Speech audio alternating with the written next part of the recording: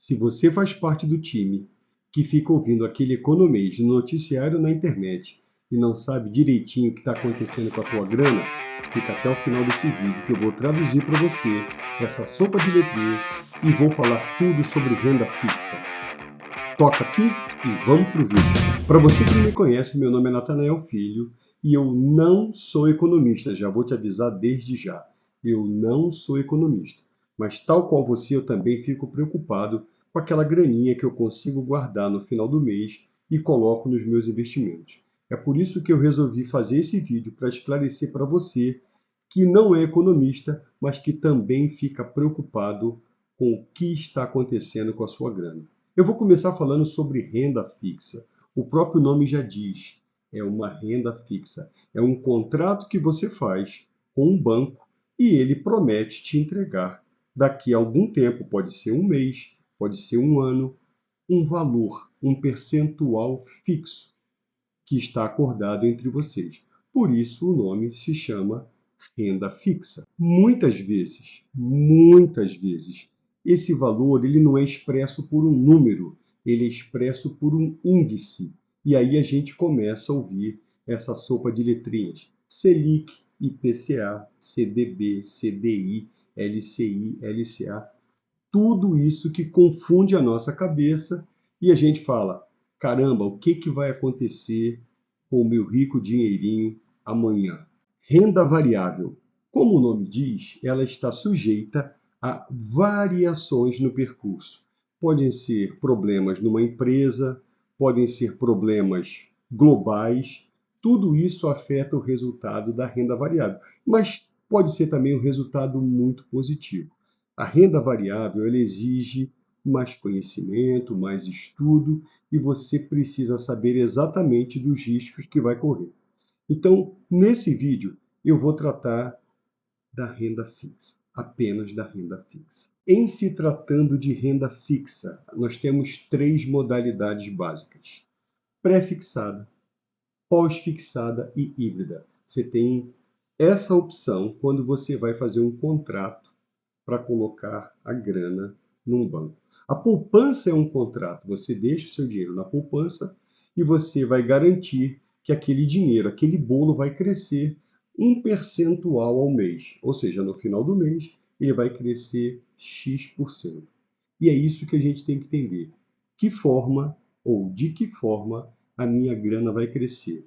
De uma forma pré-acordada, de uma forma pós-acordada ou então de uma forma mista.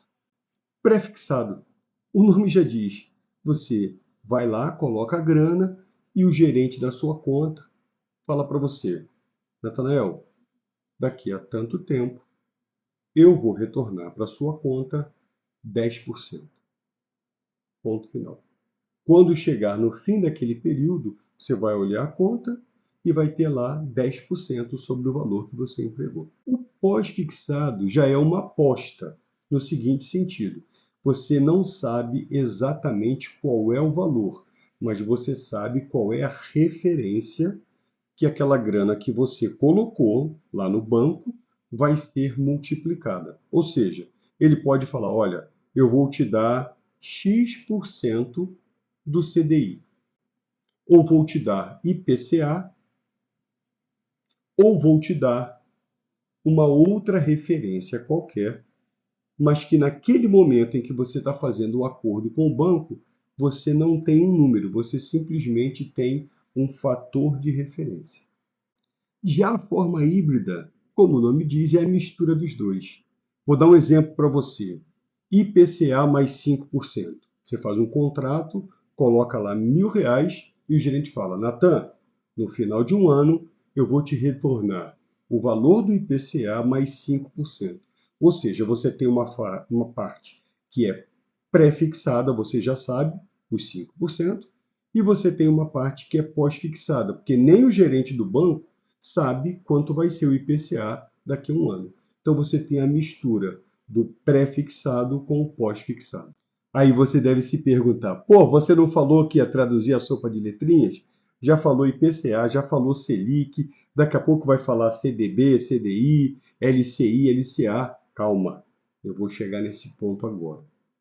Vou falar para você cada um desses índices e vou falar para você como é que eles influenciam a grana que está na sua conta. Vamos falar da assombrosa Selic. Selic significa Sistema Especial de Liquidação e de Custódia. Ela é uma taxa referencial e hoje ela está na ordem de 11,25%. Os juros estão na casa de 11,75% ao ano. A Selic ela é determinada pelo Copom a cada 45 dias e se baseia em vários indicadores financeiros para chegar a esse número que é apresentado para a gente. E o famoso IPCA, que significa Índice de Preços ao Consumidor Amplo. Ele é gerado, esse número é gerado através de uma avaliação de produtos e serviços em várias capitais brasileiras durante um período. Então, eles pegam tudo aquilo que é consumido em termos de produtos e serviços, geram um índice e isso vai dizer quanto que o seu dinheiro precisa ser corrigido no próximo mês. Então, agora você já sabe que IPCA significa inflação. É você ter a correção do seu dinheiro para você comprar os mesmos produtos e os mesmos serviços que você comprou no mês passado. No final das contas, o IPCA é que mede a inflação. Para você ter uma ideia, é ele que corrige o salário mínimo. Guarda isso agora. IPCA significa medida de inflação. Selic, taxa básica de juros. Beleza? Pergunta de prova. IPCA afeta Selic, sim ou não? Responde aqui nos comentários. A resposta é sim. Lembra, a Selic ela é gerada através de vários indicadores financeiros a cada 45 dias. Então, o IPCA é um desses indicadores financeiros que fazem parte dessa Selic. Ou seja, se o IPCA sobe, ele vai afetar o resultado da Selic. E aí, Natan, e agora, onde é que eu boto a minha grana? Deixo na poupança, aplico em CDB, em CDI, LCI, LCA, o que que eu faço? Gente, é muita coisa para você entender, mas eu vou tentar traduzir de uma forma muito simplificada. Eu vou me basear que você pega o seu rico dinheirinho todo mês, não importa a quantia, mas olha, é importante, é muito importante que você sempre salve uma parte das suas economias e coloque em qualquer investimento. Deixar debaixo do colchão não faz o bolo crescer. Então, vou assumir nesse momento que você tem a poupança, que é o grande investimento dos brasileiros. Dizem que mais de 80% da população aplica o dinheiro na poupança. Mas a partir desse vídeo, eu espero que você entenda que existem outras formas tão seguras que vão te dar um rendimento um pouco maior do que a poupança. Poupança. Número 1. Não incide imposto de renda sobre o valor da poupança. Mas você precisa declarar. Muita gente não sabe disso. Você precisa declarar a sua poupança quando você faz o imposto de renda no final de cada período. Quais foram os rendimentos da poupança em 2022 e 2023? Em 2022, a poupança rendeu ao ano 7,9% e 2023, 8,03%. Atualmente, o rendimento na poupança está da ordem de 0,5% ao mês. Esses são os valores medidos aproximadamente nos meses de janeiro e fevereiro de 2024. Deixa eu te contar uma coisa agora. Você já ouviu falar do FGC? FGC significa Fundo Garantidor de Crédito. E o que ele tem a ver com os seus investimentos? Olha só. Quando você guarda o dinheiro num banco, vamos assumir uma situação em que aquele banco quebre. O FGC, que é o Fundo Garantidor de Crédito, ele garante o retorno do seu dinheiro se você tiver salvo até R$ 250 mil por CPF. Ou seja, se você tem na sua rica poupança até R$ 250.000 e o banco quebra amanhã, você pode continuar dormindo tranquilo que você vai ter o seu dinheiro de volta. Mas, Natan, e se eu tiver mais de 250 mil? Senta e chora, porque você vai receber até os R$ 250.000. Mas você agora quer ganhar uma graninha um pouquinho maior. Então eu vou falar para você dos títulos privados. São aqueles em que você faz um acordo direto com o banco e você vai saber naquele momento qual é o número ou qual é a referência que a grana que você fechou o contrato com o banco vai crescer ao longo de um determinado período.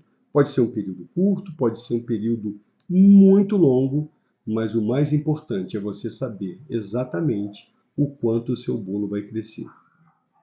Dentro desses títulos privados que podem ser contratados com bancos ou empresas, eu vou falar do CDB, mais uma sopa de letrinha. CDB significa Certificado de Depósito Bancário. Incide IR sobre o CDB? Sim, incide. E ele se baseia numa taxa regressiva de tempo. Quanto mais tempo você deixa o dinheiro no seu contrato de CDB, menor a incidência do imposto de renda sobre o valor. Começa em 22,5% e a cada período ele vai caindo até chegar no mínimo de 15% de imposto de renda sobre o valor do seu contrato. Eu vou deixar aqui uma tabelinha onde você vai saber exatamente de quanto em quanto tempo esse valor do imposto de renda cai até chegar nos 15%. Um bom CDB deve pagar por volta de 100% do CDI. Agora, de CDB a gente vai falar de CDI. CDI é o Certificado de Depósito Interbancário, ou seja, é uma transação de banco para banco. Não existe a participação do CPF, a participação nesse caso é apenas CNPJ. Então, um bom CDB, ele vai se referenciar ao CDI e deve ficar na casa de 100%. Pô, Natan, você falou de CDB, falou de CDI, falou de poupança, mas e números? Eu quero saber os números. Beleza. Eu falei para você que a poupança ela rende mais ou menos ao mês, algo em torno de 0,5%. Um bom CDB, que está referenciado ao CDI, ele vai render de 0,8% até um pouco mais de 1%. Ou seja, tudo vai depender do contrato que você faz e por quanto tempo você vai deixar aquela grana parada no banco. Então, olha só, eu vou te explicar agora como é que funciona essa ciranda financeira, mesmo sendo vantagem para você tirar pelo menos uma parte da sua grana da poupança e aplicar em algum certificado de depósito bancário. Mas eu vou te contar a verdade, para você não falar que foi enganado. O banco é quem vai ganhar dinheiro. O banco ele fica com a responsabilidade se ele tiver algum problema, mas é ele que ganha. Da seguinte forma, Joaquim aplica R$ 1.000 em CDB. O gerente do banco promete a ele pagar 10% depois de um ano. Ou seja, Joaquim já sabe, ele já tem um contrato, que depois de 365 dias, os R$ 1.000 dele vão se tornar 1.100. O gerente do banco vai pegar essa grana do Joaquim e vai emprestar para aquele cara que está endividado por uma taxa muito superior aos 10%. Muito superior. Aquele cara lá vai fazer um empréstimo bancário com o dinheiro que foi o Joaquim que colocou no banco. A instituição vai ser a intermediadora desse processo. Mas ninguém se conhece. O dinheiro entra por um lado e sai por outro. O banco vai recebendo as parcelas do empréstimo e, ao final do período, efetua o pagamento do CDB mais 10%. A diferença entre o que o banco ganhou sobre o empréstimo e a devolução dos R$ 1.100 fica no banco. Mas é vantagem para você aplicar em CDB? É, porque a poupança ela vai te dar 0,5% ao mês. O CDB vai te dar taxas que podem chegar até mais de 1% ao mês, dependendo do relacionamento que você tem com o banco, dependendo do tipo de CDB e também dependendo de quanto tempo o teu dinheiro vai ficar parado lá no banco, nesse contrato de CDB. Lembrando que não é uma dica de investimento. Eu não sou economista. Os economistas, eles não se responsabilizam pela sua ação. Isso aqui é só em caráter de orientação, para você entender o que acontece com o seu dinheiro quando você deixa na poupança, quando você aplica em CDB ou quando você aplica em outros índices que eu vou falar logo a seguir. Vamos para a sopa de letrinha? LCI e LCA, letra de crédito imobiliário e letra de crédito do agronegócio. São formas de você também investir a sua grana.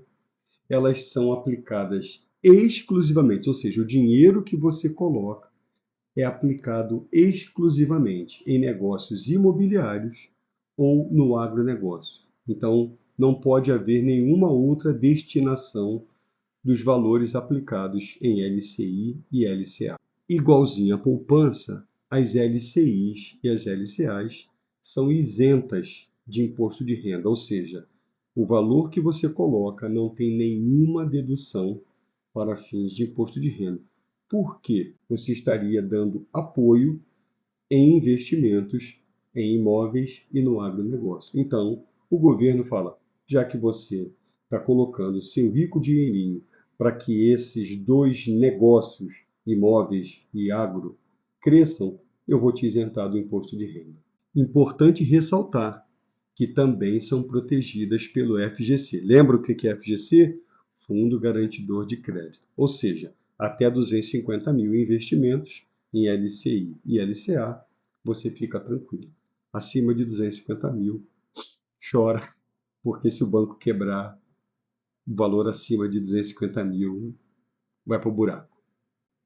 Ainda é importante ressaltar no caso das LCIs e das LCAs que quando você for investir, é muito importante que você negocie prazos e rendimentos com o seu gerente. Então, é um contrato bem designado, com prazos e valores de rendimentos bem específicos. Os RDBs são valores, são recibos que você contrata no banco, numa outra instituição financeira, numa cooperativa de crédito, que tem uma dedicação especial. Essas instituições vão utilizar o seu dinheiro para fazer gestão do seu próprio negócio. E aí você também tem taxas e prazos específicos para esses RDBs. Pontos importantes: os RDBs são cobertos pelo Fundo Garantidor de Crédito, eles rendem ligeiramente acima da poupança e obedecem à taxação de imposto de renda conforme aquela tabela regressiva que eu já citei anteriormente. Vou falar uma coisa agora baixinho. Os RDBs só podem ser resgatados, esses recibos só podem ser resgatados no término do contrato. Ou seja, você colocou a grana, você só pode receber no término do contrato. Ainda dentro da área de renda fixa, existem as LIG, Letras Imobiliárias Garantidas. Elas são também um investimento de renda fixa. Não são cobertas pelo Fundo Garantidor de Crédito. Obedecem à tabela regressiva de imposto de renda e são investimentos normalmente de longo prazo. Eu aposto que você já ouviu falar de debêntures. Debêntures são valores acordados diretamente com empresas que querem capturar dinheiro no mercado para fazer seu próprio investimento. Não são cobertos pelo Fundo Garantidor de Crédito, mas, por serem empréstimo direto com a empresa, você pode conseguir taxas bem superiores à poupança. Mas lembre-se, debênture é uma transação entre CPF e um CNPJ, que é a empresa. Importante ressaltar que as debêntures têm regras próprias de tributação do imposto de renda e você pode até conseguir a isenção no caso das debêntures que eles chamam de incentivadas. Outras formas de aplicar em renda fixa. CRI e CRA, certificados recebíveis mobiliários e certificados recebíveis do agronegócio. Vamos pensar o seguinte, uma empresa quer construir um prédio e ela quer capturar dinheiro do mercado. Então, ela emite esses títulos, você compra esses títulos, ou seja, você está emprestando dinheiro seu para a empresa construir um prédio, na promessa de que à medida que ela for vendendo os apartamentos, ela vai pagar para você um retorno com base num valor acordado entre as partes. 2 pontos muito importantes. Não são cobertos pelo Fundo Garantidor de Crédito, mas são isentos 100% de imposto de renda e de IOF. Qual é o grande detalhe? Baixíssima liquidez. Ou seja, você colocou o teu dinheiro lá, você só vai ver o teu dinheiro no final do contrato. Diferentemente de outros mecanismos de investimento, no qual você tem uma liquidez maior e se por qualquer razão você precisar da grana, você vai lá e faz o resgate. Agora, se você não sabe nada disso, mas quer que alguém faça a gestão para você de uma grana que você tem lá, que você não quer ficar só com o rendimento da poupança, existem os fundos de renda fixa. Um gestor vai pegar o seu dinheiro, o meu dinheiro, o dinheiro da Mariazinha, do Joãozinho, vai juntar essa grana e ele vai fazer análise de onde vai colocar essa grana desse fundo, desse dinheiro que foi coletado, e ele vai cobrar de todos uma taxa de administração daquele fundo de renda fixa. Ou seja, você tem uma pessoa do mercado financeiro que vai fazer a gestão desse fundo para várias pessoas e ela vai ser remunerada por isso. Normalmente, a remuneração é superior à poupança, mesmo descontando essa taxa de administração. Vantagem, alguém que vai fazer a negociação por você. Qual é a desvantagem? Você tem que olhar com muita atenção todas as regras de gestão desse fundo. Taxa de administração, prazo, quando é que você pode pegar a sua grana, ou seja, qual é a liquidez desse fundo, para que você não seja surpreendido caso você precise da grana. É um bom investimento? Sim, isso não é uma recomendação, mas você vai conseguir valores superiores ao da poupança. Olha só, até aqui nós falamos de poupança, vários títulos privados e agora eu vou falar um pouquinho dos títulos públicos. São os títulos do Tesouro Nacional. Esses títulos são mais conhecidos como Tesouro Direto. É uma transação entre você e o governo federal, ou seja, nada mais seguro do que isso. Os especialistas dizem que eles são até mais seguros do que a poupança, porque olha só a lógica. Se o país quebrou, é porque os bancos já quebraram. Então, você já ficou no limite dos 250 mil do Fundo Garantidor de Crédito.